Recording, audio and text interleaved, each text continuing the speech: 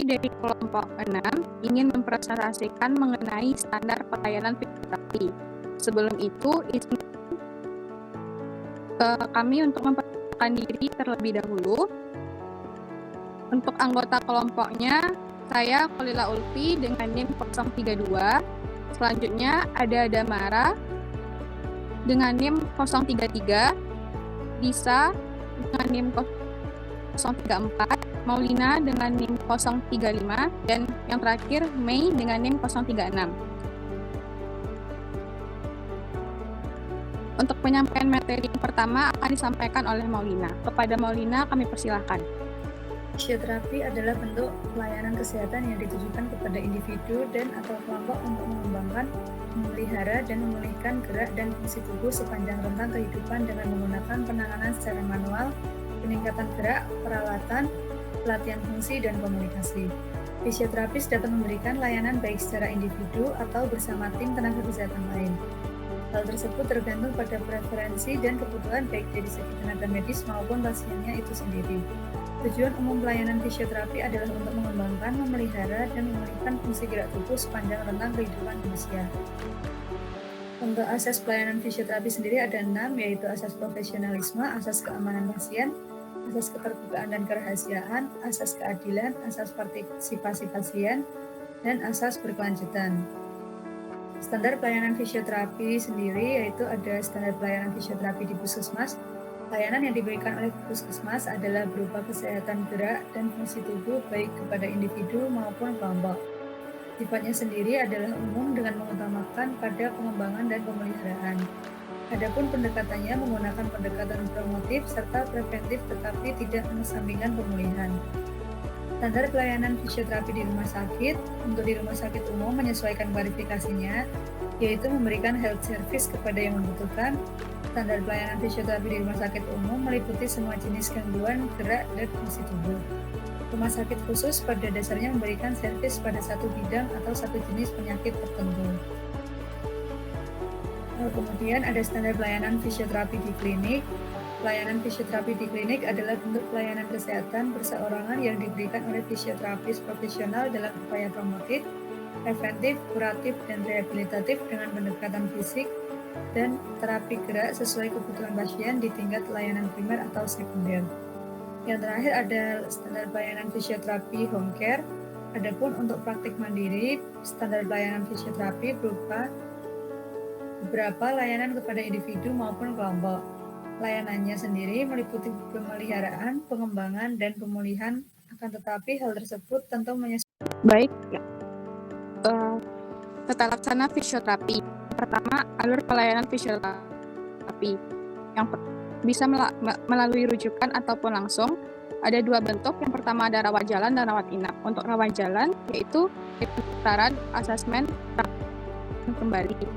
Yang kedua ada rawat inap, itu DPJP, dokter penanggung jawab pelayanan, membuat rujukan tertulis, asesmen, intervensi, lalu merujuk kembali ke DPJP disertai dengan catatan klinis. Yang kedua, pemeriksaan awal atau asesmen, itu melakukan anamnesis dan pemeriksaan lengkap seperti nyeri, ROM, keseimbangan, dan lain-lain. Yang ketiga, penetapan diagnosis fisioterapi. Diagnosis ini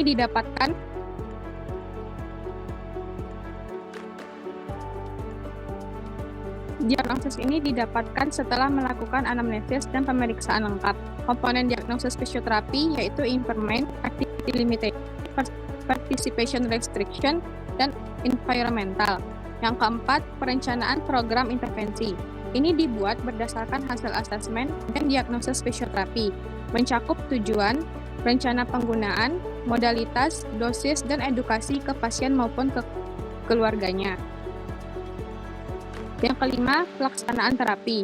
Intervensi yang diberikan harus sesuai dengan kebutuhan pasien dan rencana yang disepakati. Diutamakan keselamatan pasien yang dapat dimodifikasi sesuai kondisi. Yang keenam, evaluasi dan monitoring hasil. Asesmen ulang untuk keberhasilan terapi. Monitoring ini nantinya digunakan untuk mengevaluasi tren hasil dan perbaikan kebijakan.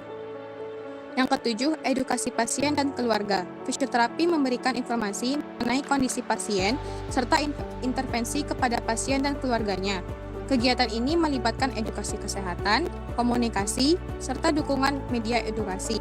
Yang terakhir, dokumentasi dan rekam medis. Wajib mendokumentasikan seluruh proses terapi secara sistematis dan akurat, agar nantinya ini bisa dipertanggungjawabkan sesuai kegiatan yang telah dilakukan. Standar sumber daya fisioterapi. Yang A, kualifikasi fisioterapi. Yang pertama ada media atau D3, sarjana sains atau D4, profesi dan spesialis. Yang B, kebutuhan jumlah tenaga fisioterapis. Idealnya, fisioterapis untuk setiap 7.000 penduduk, tapi saat ini baru tersedia sekitar 16.527 dari 35.000 sampai 40.000 fisioterapis. Yang C, kompetensi dan pengembangan profesional. Yang A, menerapkan mawas diri. Yang B, menerapkan prinsip belajar sepanjang hayat. Yang C, mengembangkan pengetahuan dan keterampilan. Yang D, mengembangkan kompetensi budaya. Yang D, kode etik dan perilaku. Yang A, fisioterapis wajib menjunjung tinggi sumpah dan janji profesi fisioterapi. Yang kedua, profesi fisioterapis wajib menghormati hak-hak dan martabat manusia. Yang ketiga, fisioterapi wajib tidak diskriminatif dalam memberikan pelayanan kepada pasien.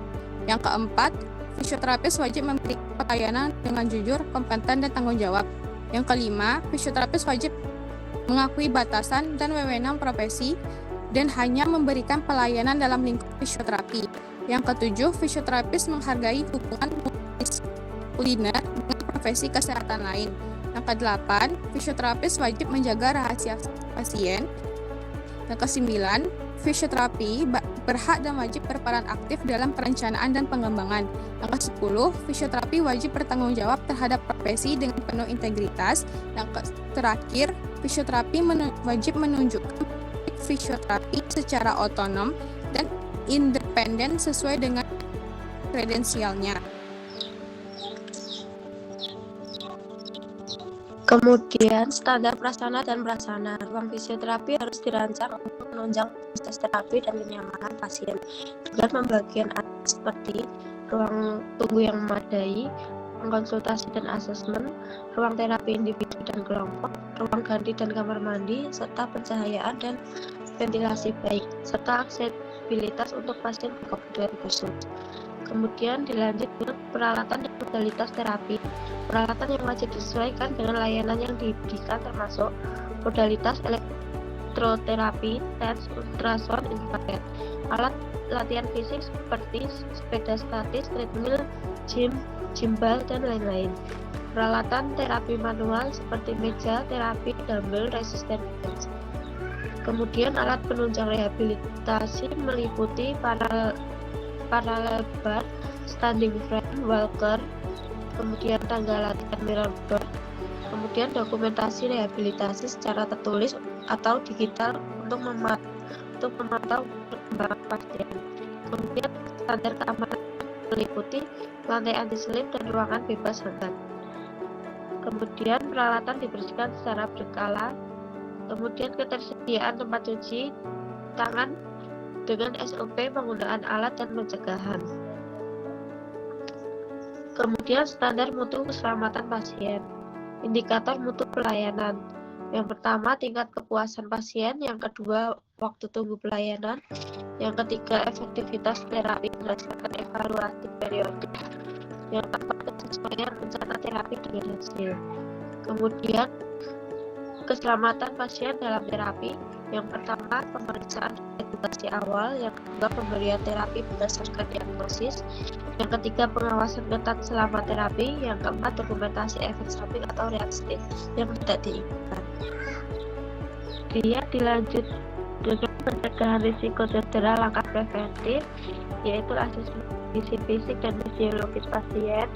Kemudian alat bantu digunakan dengan benar. Kemudian fisioterapi selalu mendampingi selama latihan. Kemudian pelaporan kejadian cedera sebagai bagian dari perbaikan mutu pengendalian infeksi meliputi cuci tangan sesuai standar WHO, 6 langkah, kemudian menggunakan APD oleh terapis dan pasien, kemudian disinfeksi alat setelah digunakan, kemudian yang terakhir edukasi tentang kebersihan diri dan lingkungan.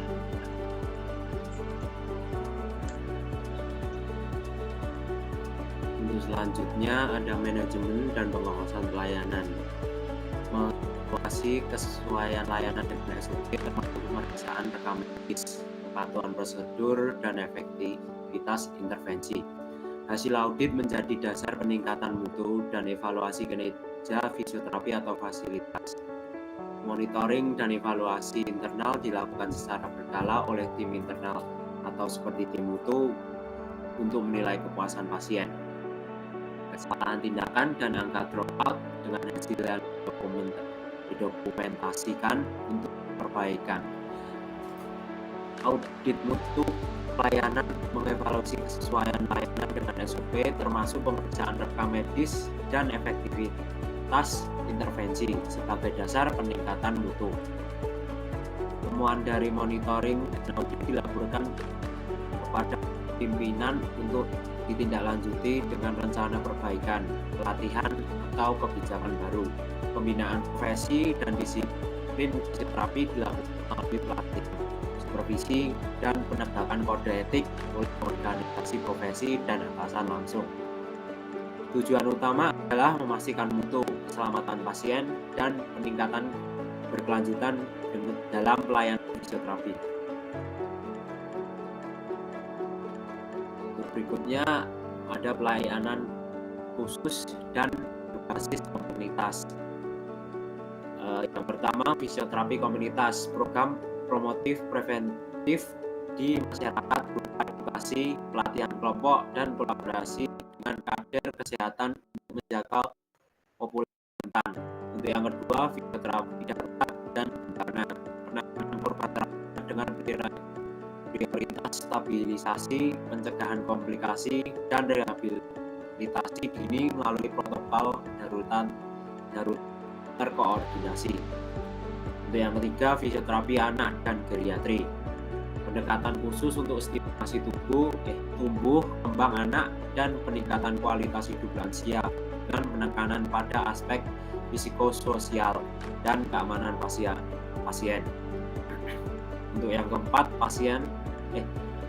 fisioterapi olahraga dan ortopedi, fokus pada rehabilitasi cedera muskuloskeletal dan pasca operasi melalui latihan penguatan, modalitas fisik atau TENS atau ultrasound, serta pemulihan fungsi gerak.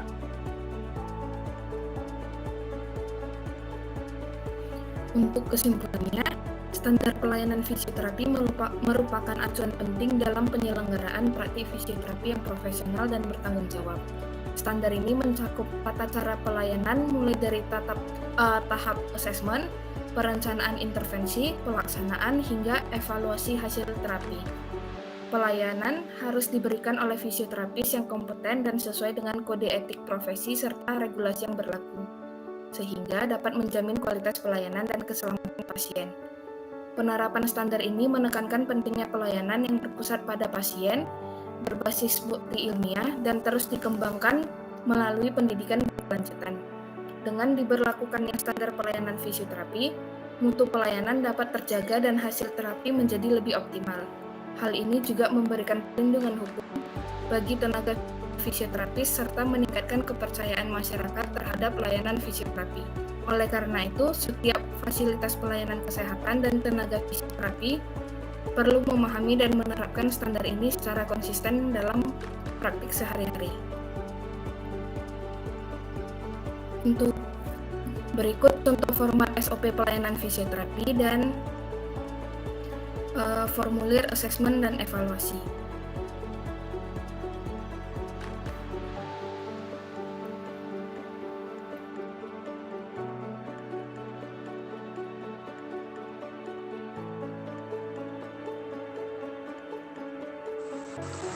Baik,